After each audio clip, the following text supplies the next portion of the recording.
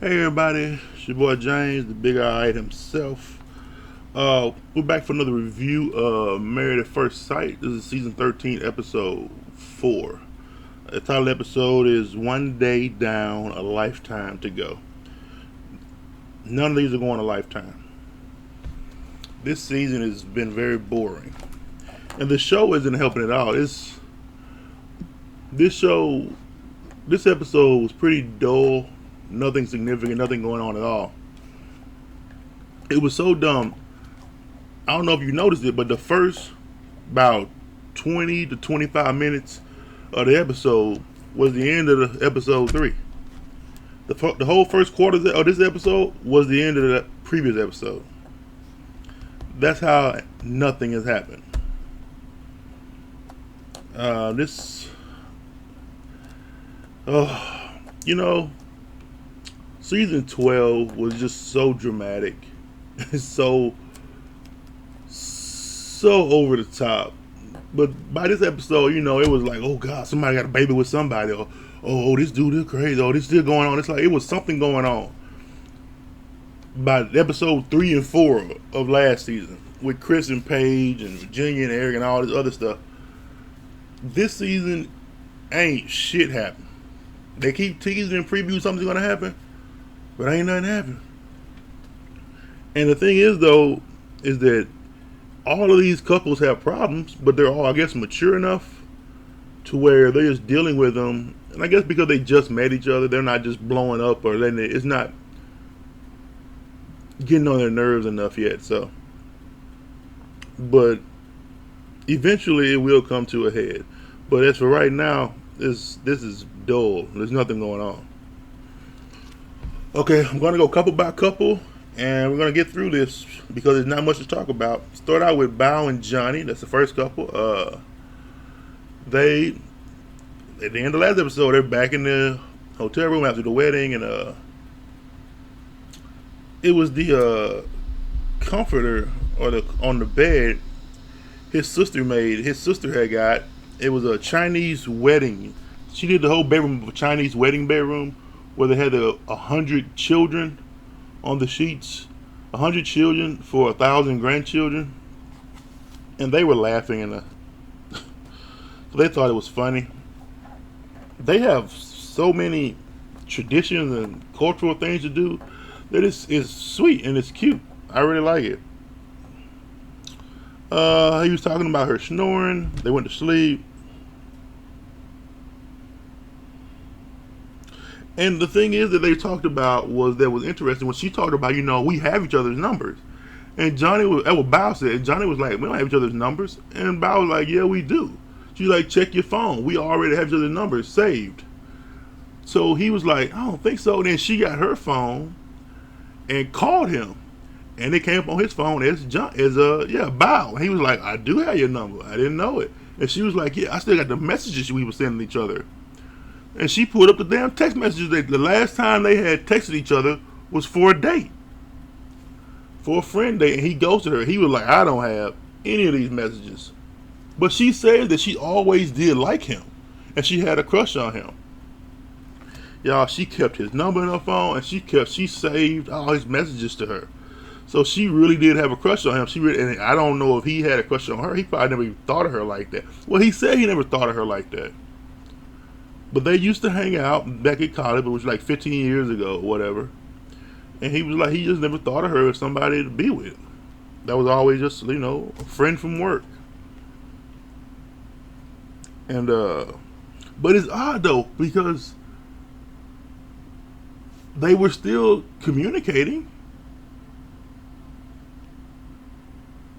They still lived in the same city.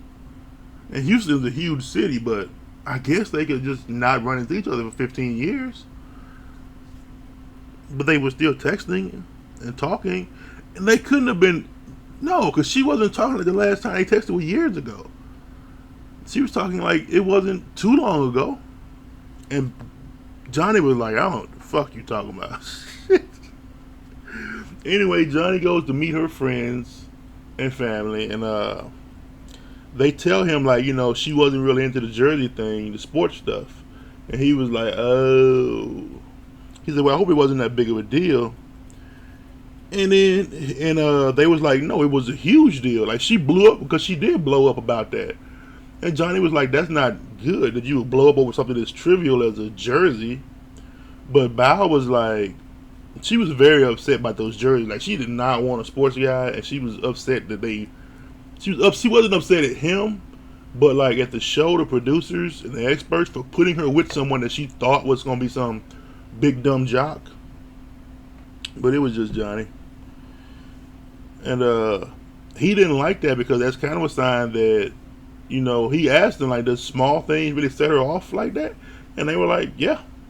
She will go off in a big way over small shit. And I think Johnny was like, yeah, that's not really good.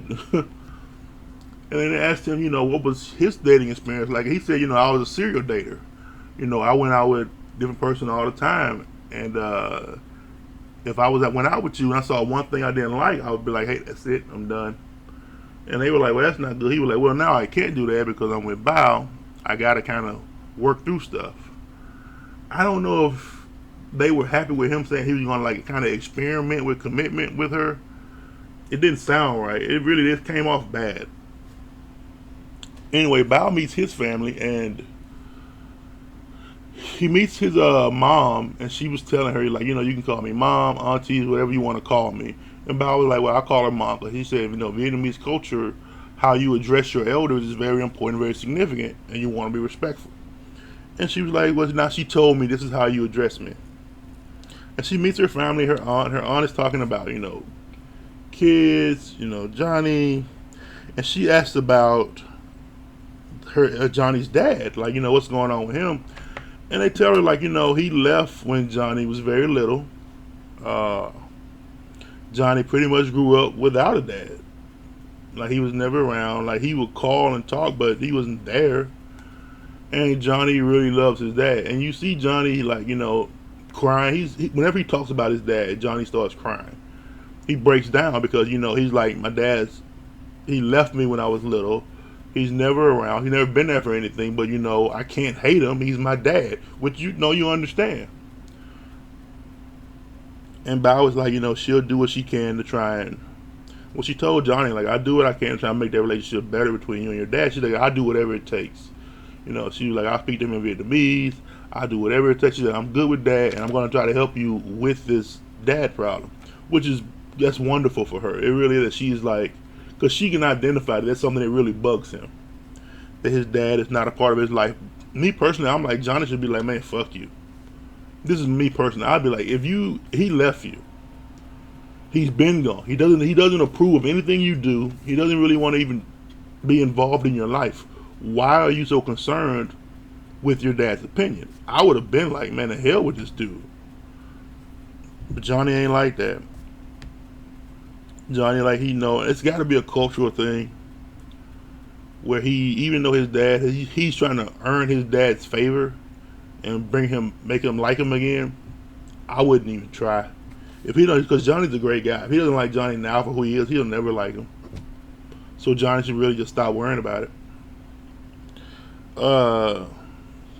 Johnny's aunt talks about, grandkids, them having kids. I said Johnny could quit his job and be like a stay-at-home dad, house husband.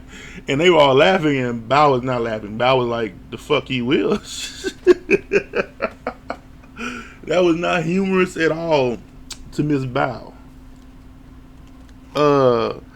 Later, they get their honeymoon package, and they pack up.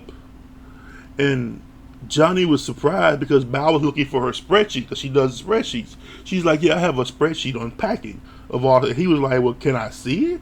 And she was like, well, it's private, but you're my husband and I'll show it to you. Dude, she had a no shit Excel spreadsheet worked out of all of the things she needed to pack, like in alphabetical order, in size, color, everything just organized.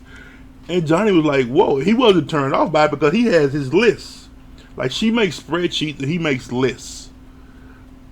So he had his list of stuff. She had her spreadsheet of shit. And like, I think, she was kind of embarrassed, but I think Johnny handled it really well. Like, he was just like impressed. He wasn't, like, oh, that's weird or anything. He was like, oh, that's neat. You know, he kind of thought that that was a bit much, but he didn't think it was a bad thing.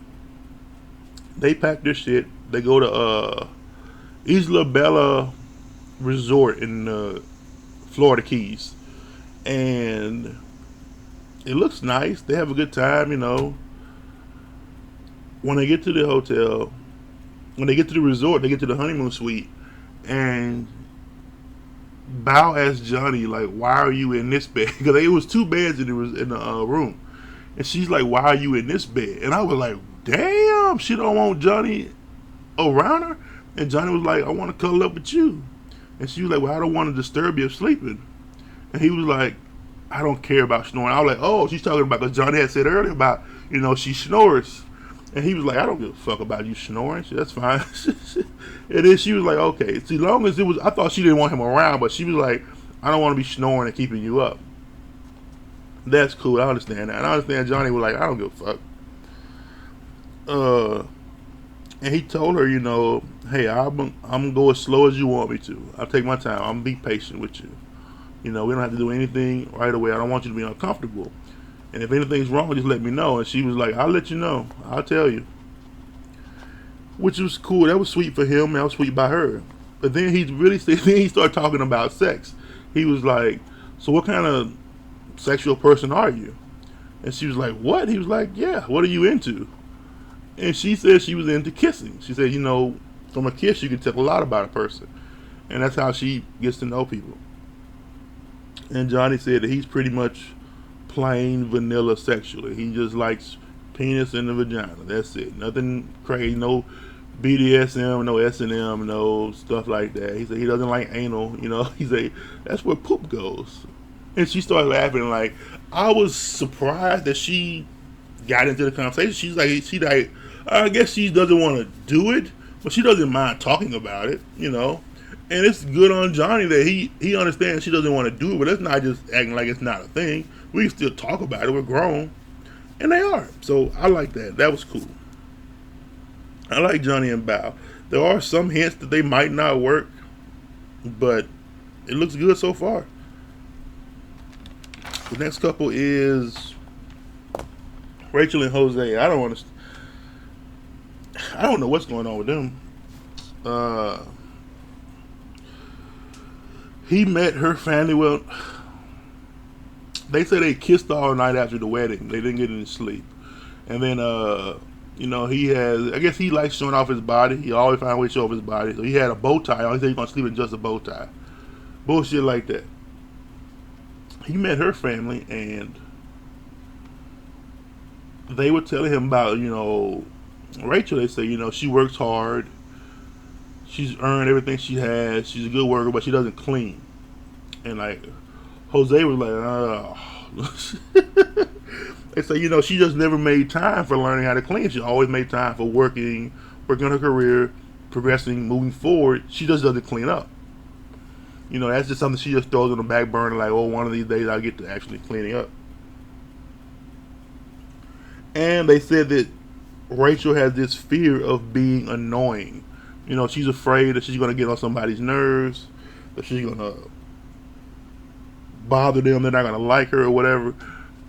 And Jose was like, you know, okay, thank you for telling me that, making me aware of that. And they also told her that if you annoy her, she will explode. She can't take someone getting on her nerves. It really bothers her, and she could go off. I don't like this couple at all, because I don't think Jose is a good match for her. I think Jose loves him some Jose. Really, I don't know what to say about them, because they just seem off. Like, not like, oh, they don't get like that. It's not like they don't have nothing in common. It's like they seem off. And they said that she was bad with finances, but he was good with finances. But when she talked to his family was like, oh, he's great with finances, you know. But they said he also lives a very structured life. He, like, everything about his life is broken down into details, you know. And he's extreme and how structured his life is, how he wants it to play out, how he wants things to be. Even to his finances, he has a board with all his finances written on it, how much money is going, how much money is coming in, and what he's doing.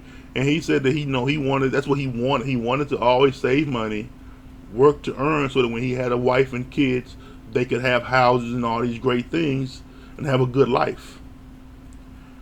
But his family was like, his parents were like, he takes it to the extreme, where if stuff doesn't go the way he wants it to go, it doesn't have, like, his credit score means a lot to him, and he just works very, very hard on his finances. And she was like, I don't do that. She's like, I don't save, I don't plan my spending out, I don't do any of that stuff. So that's going to be a big issue for them. And I think Jose's rigidness and her lackadaisicalness is going to be a big conflict. That's why I don't think they're going to work. And they get their honeymoon stuff. They pack up to go to the honeymoon suite, and they're throwing all their clothes in there. And he throws in a bunch of the condoms. They had like 100 condoms in their room. And he throws it in the bag, and she's like, "What are you doing?" He was like, "Oh, I'm just packing up." She was like, "We can't have kids with condoms, so you can get rid of those." And I was like, "Oh no, Rachel, you just met this dude. Y'all married, yeah, but you don't want to get pregnant by this guy. What if it don't work out? You don't want shit."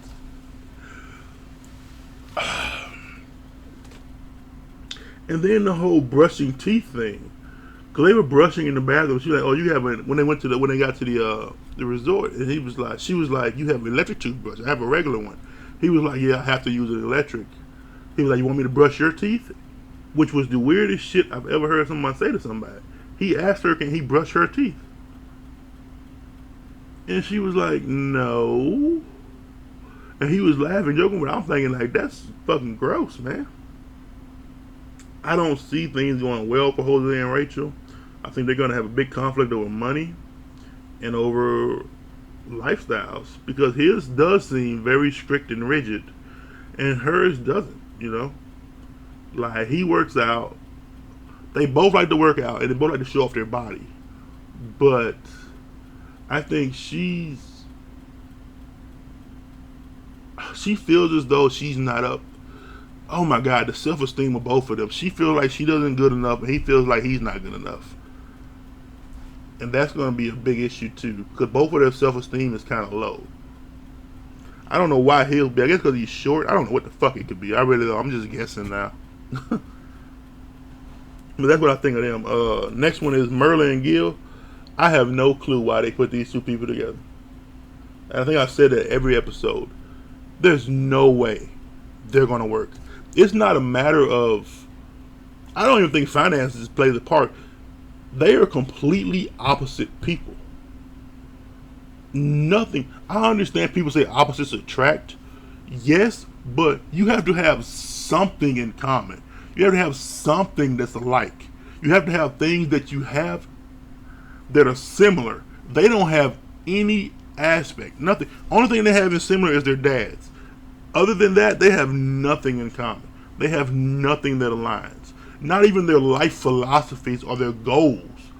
What they're looking for in life does not even line up.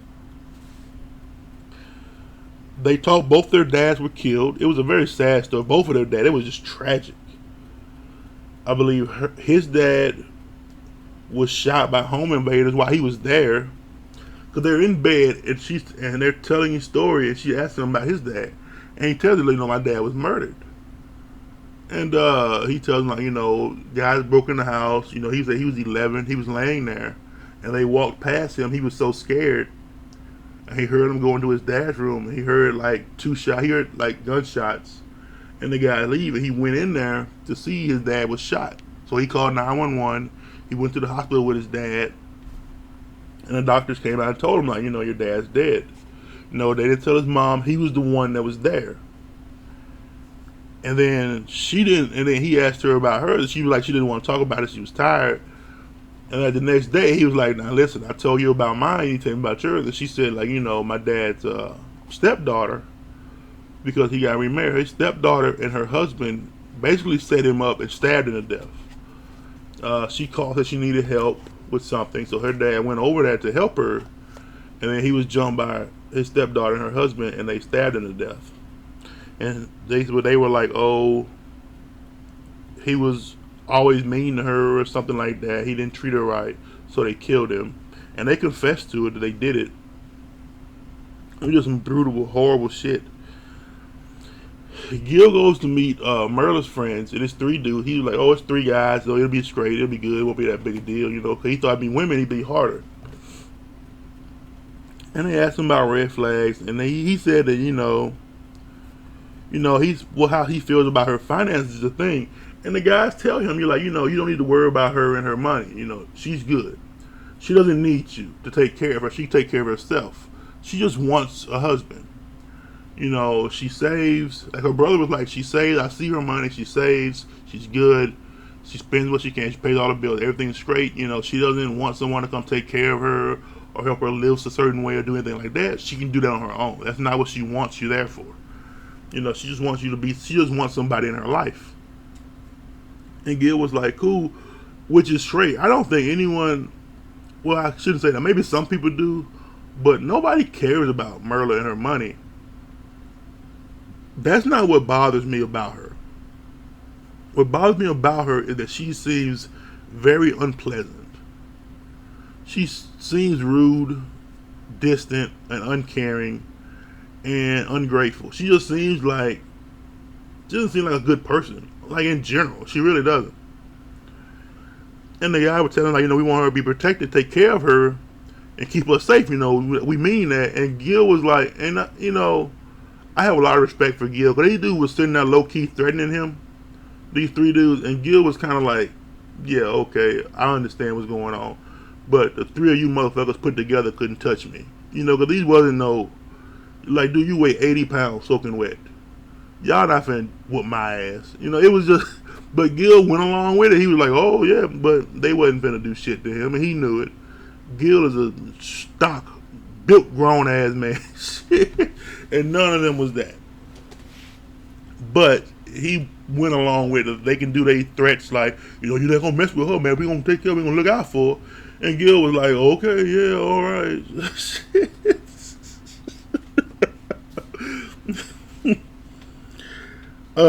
Merle meets Gil's friends, and she doesn't give a fuck about what they say. It was such a contrast. It was such. I really didn't like her for this thing, because everybody, when they meet the family and the friends, they're like, the family and friends are like, oh no, that's our loved one. We're gonna look out for him. You gotta take care of him, protect him, and treat him right.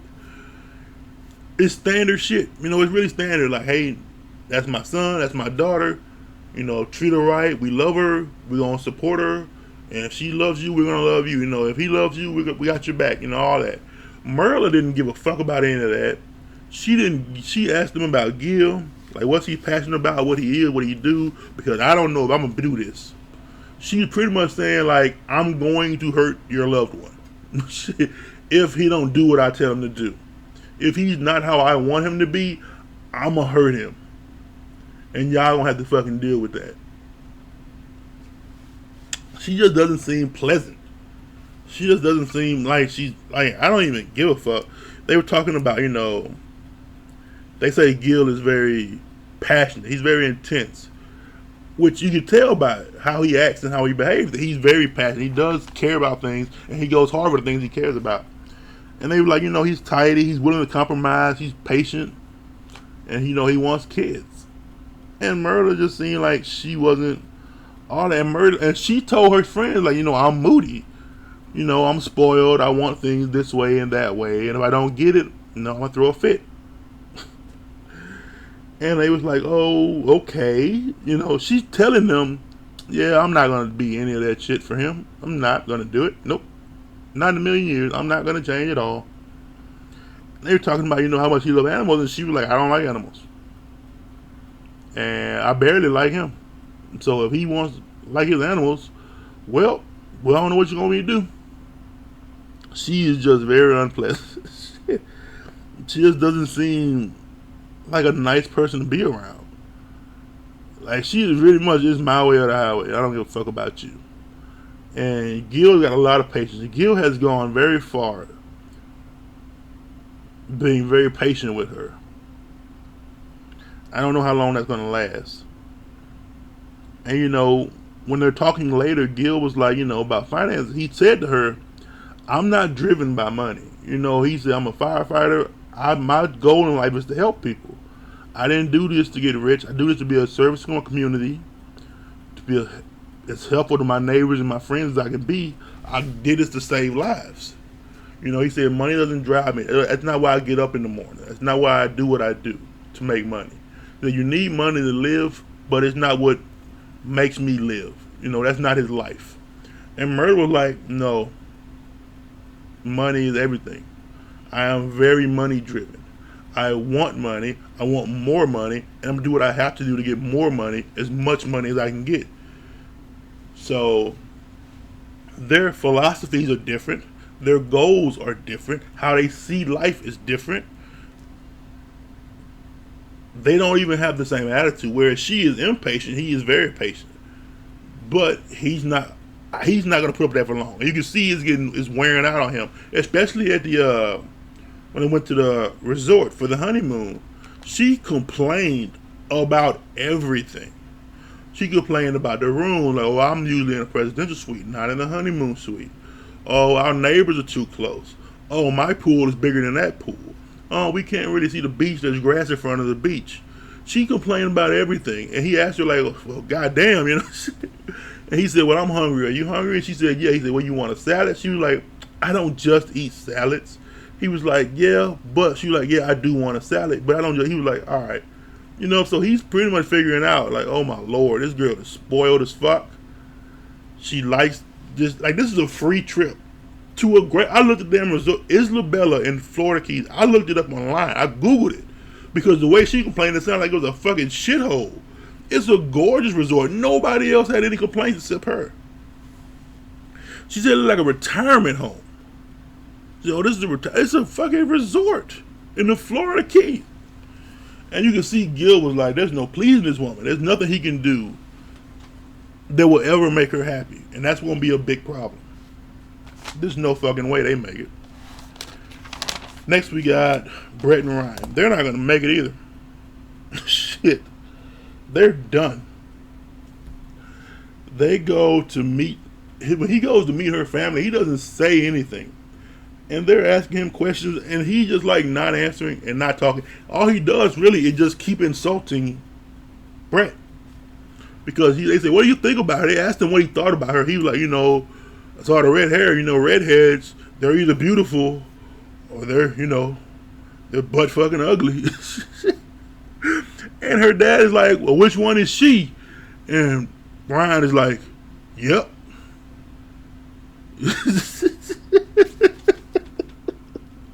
Redheads, they're either beautiful or, man, they ugly. And Brett, she's, he had no questions, no expectations. He had no opinion. It's like he didn't really care. He doesn't like her. He obviously doesn't like her. There was nothing going on. Nothing with them two. With him especially. He didn't do shit. He was like dead.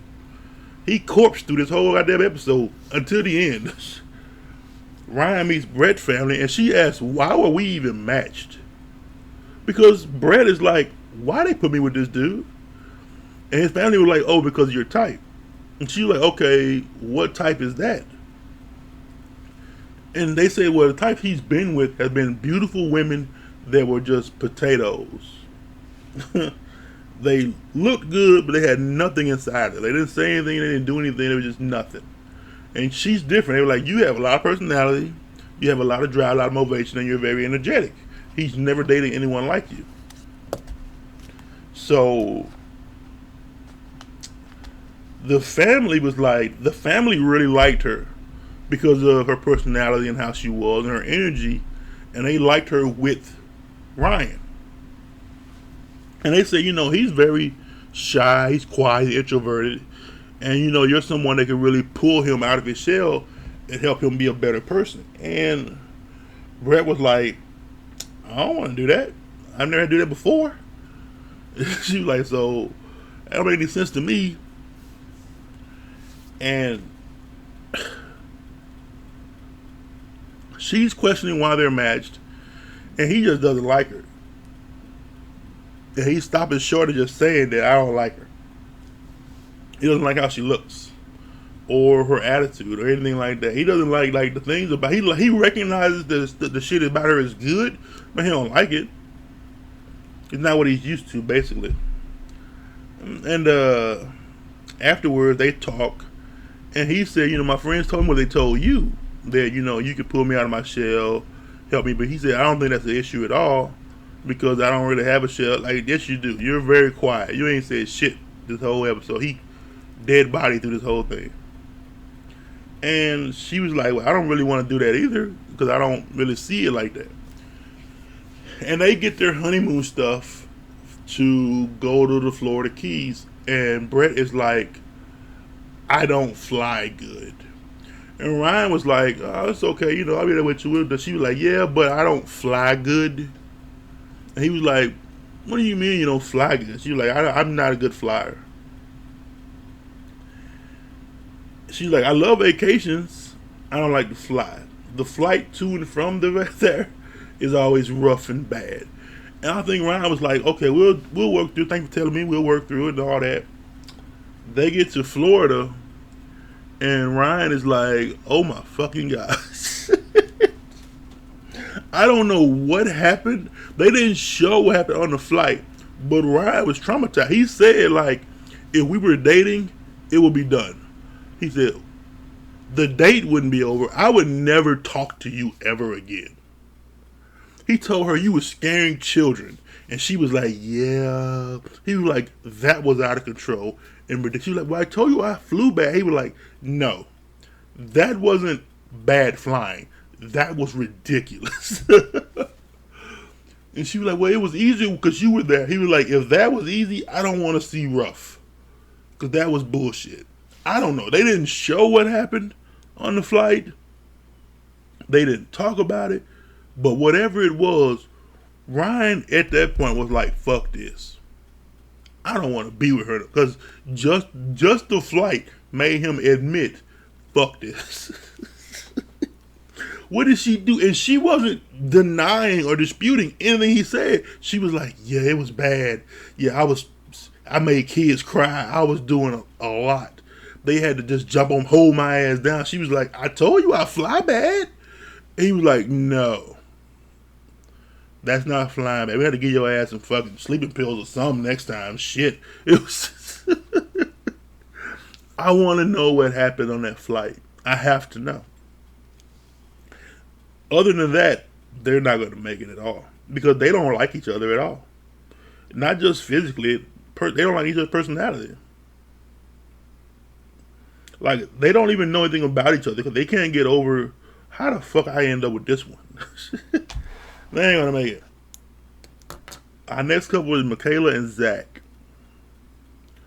I ain't going to say shit about Michaela and Zach. Zach's friends got COVID. They cuddled all night. They didn't get any sleep after the wedding. The hell did I write down? Why did you do Married at First Sight? I think he asked her that. And, she said she needed a change. She needed something more positive in life. Because she had lived basically not caring about other people. And I think he said the same thing, that, he was just in and out with dates and people. He didn't feel a reason to stick around and commit. If it was one thing, no matter how small, he'd be like, man, I'm out. And she was pretty much the same way. And Zach meets Michaela's family. And they tell him, his sister, they're like, we're real protective of her. And she doesn't know she's protected. That was the other thing. They said she doesn't know how much we protect her. She's just, because she's the baby, she's the youngest, and we do a lot for her. And she probably thinks that's just normal. She doesn't know that they're looking out for her, that they're covering for her. And she doesn't know that's what's going on. And they need someone that's also going to protect her and take care of her and treat her right. Because she can be a lot.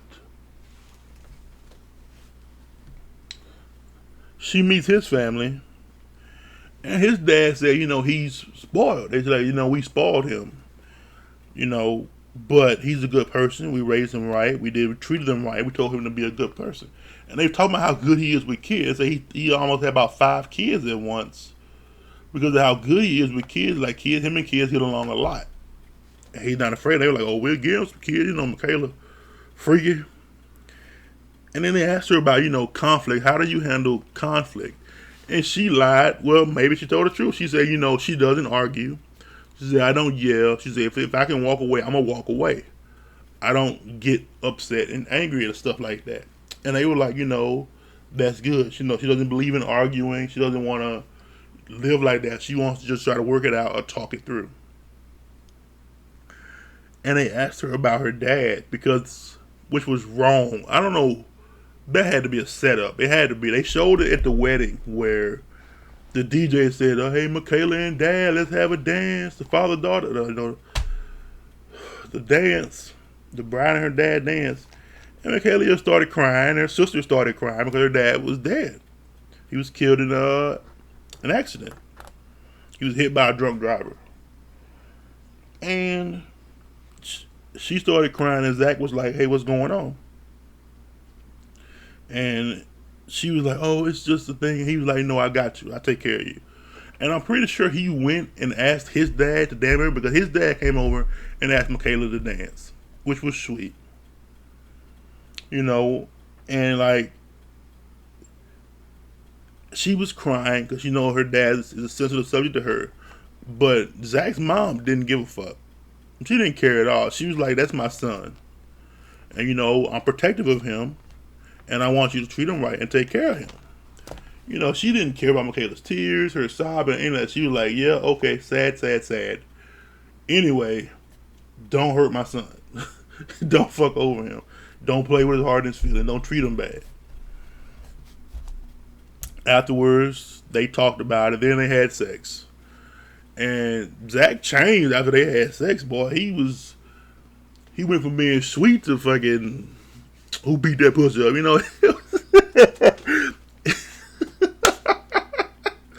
because they were in the bed, and he was like, "Yeah, girl, what's up? Tell him what we done did." And Michaela was like, she really didn't want to talk about it. Zach was like, "Yeah. Huh? What's wrong? What you laughing at? What's funny?" And, he changed. Well, I guess he dropped that load. He was like, "Yeah, it's mine now." He said his confessional, he was like, he said, "If that keeps happening, I'm going to die happily married man." He was like, "That was some good ass sex." They get their honeymoon package. They go to Florida. And Zach is sick. He's not feeling very well. He takes a COVID test. He'll get the results the next day. And so in the time being, they can't sleep in the same bed. So he's going to be in one room, she's going to be in another room, and they got to keep their distance until he gets the results back.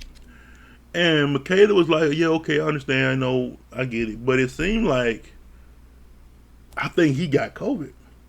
Because in the preview, she's pissed that they aren't together.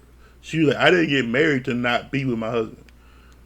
So I don't know but she was like super pissed, which doesn't make sense to me. It was like, okay, he's sick. You can't be around him. That has to make sense to you. Why would you be upset about that?